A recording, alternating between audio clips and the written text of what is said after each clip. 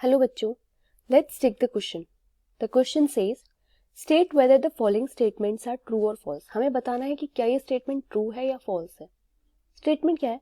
जो बोर्स का मॉडल होता है, it fail to explain the atomic spectra of multi electron atom.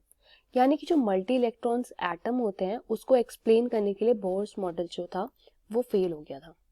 Let's see what is the key concept for the same. तो इसके पीछे जो की कॉन्सेप्ट लगेगा वो एक्चुअली बेस्ड बोर्स मॉडल पे ही है, यानी कि Bohr's model. Okay, now let's see क्या होता है. देखो, इसके कुछ लिमिटेशंस थे. बोर्स मॉडल के लिमिटेशंस थे, मैं कुछ पॉइंट्स में आपको बता देती हूँ. लिमिटेशंस कुछ इस तरीके से थे. ये जो था वो, ये जो स्टेटमेंट हमें दिया हुआ है ना, ये स्टेटमेंट ही पहला पॉइंट है कि वो जो है हमें एक्सप्लेन नहीं कर पाया था. Spectrum of multi electron atom, ठीक है, was not able to explain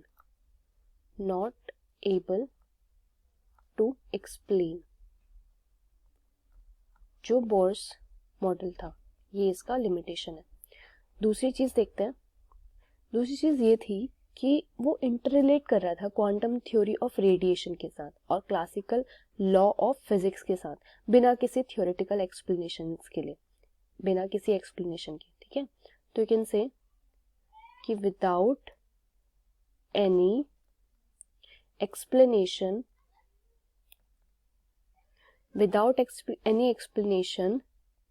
it interrelated with the quantum theory of radiation along with what? Along with the classical law of physics.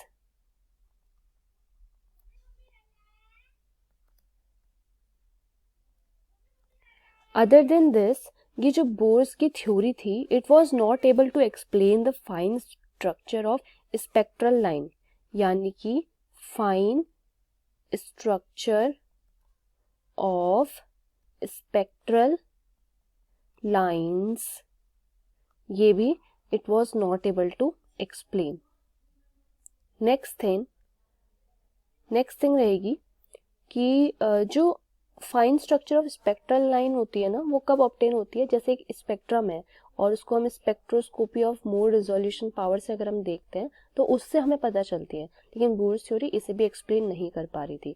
Also हमें उसने वो भी नहीं बता पाया था कि जो स्प्लिट हो रही थी ना, splitting of spectral lines split हो रही थी, उसका वो भी नहीं बता पाया था bourse theory. Spectral lines in the presence of magnetic field. In the presence of magnetic field.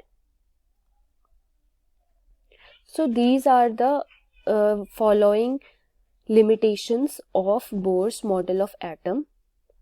And the statement was saying that Bohr's model failed to explain the atomic spectra of multi-electron atom. This is also true.